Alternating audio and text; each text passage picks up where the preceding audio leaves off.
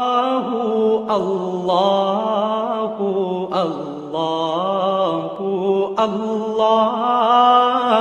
اللہ اللہ اللہ اللہ۔ لیکن اس کے علاوہ معین شخص ہوگا دجال۔ یہ معین شخص جو دجال ہوگا اس کے بارے میں بھی ایک تو بالکل متفق علیہ چیزیں ہیں۔ نمبر ایک کہ وہ شخص ہے، قطعی ہے، یقینی ہے، اس کا حلیہ بھی حضور صلی اللہ علیہ وسلم نے احادیث کے اندر بیان کیا ہے۔ دوسری بات یہ کہ اس کے ہاتھ میں قوانین قدرت، گویا کہ تسخیر کائنات گویا کہ نقطہ عروج کو پہنچ چکی ہے۔ تمام اختیارات الہی تقریباً اس کے ہاتھ میں آ چکے ہوں۔ جو بڑے سے بڑے معجزے اللہ تعالیٰ نے نبیوں کو دیے ہیں وہ معجزے کر کے دکھائے گا۔ وہ مردہ کو زندہ کرے گا، مردہ لوگوں کی افواہوں کو لے کر آئے گا، ان کی روحوں کو، اگرچہ جھوٹی روحیں ہوں گی، وہ شیاطین جن ہوں گے جو ان کا بھیس بدل کر آئیں گے، لیکن یہ کہ وہ لوگوں سے کلام کریں گے۔ یہ اسپرچولیزم جو اپنی انتہا کو پہنچا ہوا ہے یورپ میں اور مغرب میں، یہ در حقیقت اسی کا ایک مظہر ہے۔ وہ کھلے بیابان کو کہے گا جہاں بالکل ڈٹیل جو ہے وہ صحرا تھا، وہ لوگ گلزار کر دے گا جب چاہے گا، جب چاہے گا، جہاں چاہے گا بارش برسائے گا۔ فاصلہ اس کے لیے بے معنی ہوگا۔ اس کی سواری وہ ہوگی کہ جس کے دونوں کانوں کے درمیان فاصلہ 80 ہاتھ کا ہوگا۔ یہ سارے جو آج آپ کی اس ٹیکنالوجی کی جو انتہا جا رہی ہے اور جدھر جا رہی ہے، اس کو اچھی طرح سمجھ لیجیے۔ آج سے 100 سال پہلے شاید انسان ان چیزوں کا تصور نہ کر سکتا۔ وہ کوئی سواری ایسی بھی ہو سکتی ہے جس کے دو کانوں کے درمیان کا فاصلہ جو ہے وہ 80 ہاتھ کا ہو۔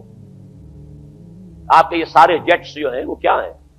ان کے رڈارز جو لگے ہوئے ہیں، دونوں کان ہیں ان کے۔ اس کا ایک قدم اگر مدینے میں ہوگا تو دوسرا بیت المقدس میں ہوگا۔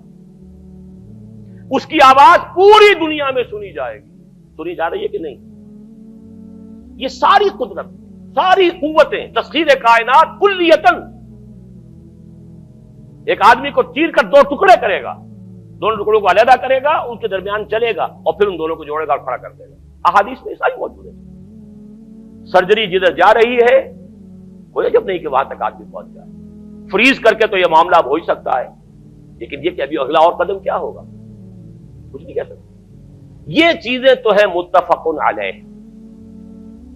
البتہ کچھ معاملات کے اندر احادیث میں کچھ اختلاف پایا جاتا ہے اور یہ مشکلات الحدیث میں سے، اور میں بھی چونکہ اس مسئلے میں اب تک بھی کسی درجے میں ابھی قطعیت کے ساتھ میں کوئی بات نہیں کہہ پا رہا ہوں، لیکن اب چونکہ گمان غالب کے درجے میں ایک رائے تک پہنچ چکا ہوں، اس لیے میں نے آج اس بات کو آپ تک پہنچانے کے لیے یہ عنوان اختیار کیا۔ اس لیے کہ حدیث میں جو آتی ہے تفاصیل، اس سے معلوم ہوتا ہے کہ یہ دجال دو دجل کرے گا۔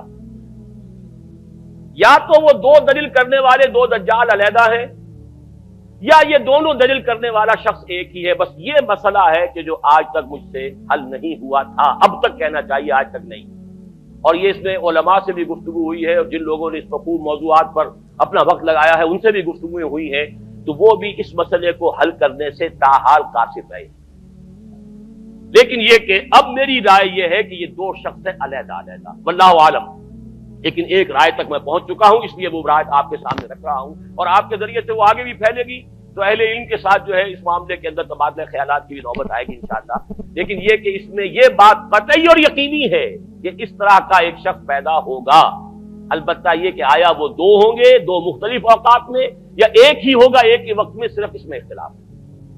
میرے نزدیک وہ دو ہوں گے، ایک وہ شخص جو جھوٹا مسیح ہونے کا دعویٰ کرے گا، المسیح الدجال، جیسے حضور نے فرمایا میری امت میں 30 دجال اٹھیں گے جو نبی کا دعویٰ کریں گے، جن میں سے 5-6 تو حضور کے اپنے زمانے میں اور آپ سے متصل اٹھ کھڑے ہوئے تھے، بعد میں محمد علی باب ہو، بہاء اللہ ہو، قادیانی اور نہ معلوم کہاں کہاں کون کون اٹھے ہوں گے، واللہ عالم۔ اسی طریقے سے ایک شخص مسیح ہونے کا دعویٰ کر کے کھڑا ہوگا، یہودی ہوگا۔ یہ ہے اصل میں وہ شے، اور اس میں جو ان دونوں شخصیتوں کے مابین اگر کوئی ذرا سا اگر ابہام رہا ہے تو میں ایک حدیث بھی نوٹ کر کے لایا تھا، حضرت عبادہ ابن صامت رضی اللہ تعالی عنہ سے ہے، ان رسول اللہ انی حدثتکم عن الدجال حتی خشیت اللہ تعقلوا، میں نے تمہیں دجال کے بارے میں بہت سی باتیں بتائی ہیں تو مجھے یہ گمان ہوا کہ شاید تم اسے سمجھ نہ پاؤ۔ یہ اندیشہ خود حضور صلی اللہ علیہ وسلم کو ہوا ہے اور یہ سنن ابی داؤد کی روایت ہے۔ بہرحال میں جو کچھ عرض کر رہا ہوں کہ میں اس رائے تک پہنچاؤں کہ یہ دو علیحدہ شخصیتیں ہیں۔ ایک تو یہ ہے کہ ایک مسیح الدجال کھڑا ہوگا یہ ایک دعویٰ کر کے کہ میں مسیح ہوں، چونکہ اس کا زمانہ بالکل قریب آ چکا، اس لیے میں آپ کو اس کے بارے میں خبردار کر رہا ہوں۔ دوسرا جو مسیح جس کی شخصیت مسیح دجال کی آتی ہے، دجال اکبر، میں صرف اشارہ کروں گا، پھر کبھی انشاءاللہ اس موضوع پر تفصیل سے گفتگو ہوگی، وہ میرے نزدیک بالکل قریب قیامت کی ایک علامت ہے۔ جو خدائی کا دعویٰ کرے گا وہ جھوٹا خدا ہوگا، یہ جھوٹا مسیح ہوگا، المسیح الدجال۔ الدجال الاکبر وہ ہوگا کہ جو قیامت کے بالکل قریب کی تین نشانیاں ہیں، جبکہ وہ آ جائیں گی تو حدیث میں آتا ہے کہ اس کے بعد کسی شخص کے ایمان لانے کا، توبہ کرنے کا فائدہ نہیں ہوگا۔ ویسے تو علامات قیامت جو ہے ان میں سب سے پہلی میں نے بتایا تھا حضور کی بعثت خود علامات میں سے، اس کے بعد 10 علامتیں حضور نے گنوائی ہیں اور وہ تدریجاً پوری ہوتی چلی جائیں گی۔ آخری علامات کے لیے حدیث سن لیجئے، عن ابی ہریرہ رضی اللہ تعالی عنہ قال قال رسول اللہ صلی اللہ علیہ وسلم ثلاث اذا خرجنا لا ينفع نفسا ایمانا لم تكن آمنت من قبل او کسبت فی ایمانها خیرا، طلوع الشمس من المغرب وخروج الدجال ودابۃ الارض۔ تین نشانیاں وہ ہیں کہ جب وہ ظاہر ہو جائیں گی تو پھر کسی کا ایمان لانا مفید نہیں ہوگا جو پہلے ایمان نہیں لایا تھا یا جس نے اس سے قبل اپنے ایمان میں کچھ اعمال صالحہ کی کمائی نہیں کی تھی، یعنی گویا کہ توبہ کا دروازہ بند ہو جائے گا۔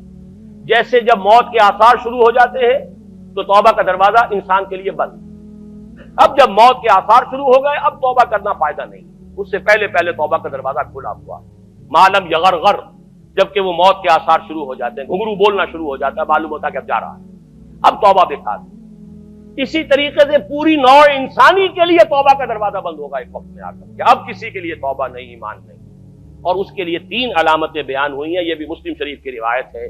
آپ نے فرمایا 3 چیزیں وہ ہیں کہ جب وہ ظاہر ہو گئیں تو پھر کسی کا ایمان لانا جو اس سے پہلے ایمان نہیں لایا تھا اور اپنے ایمان میں اس نے کچھ اعمال صالحہ کی کمائی نہیں کی تھی، اب قطعاً مفید نہیں ہوگا اس کے لیے ایمان لانا۔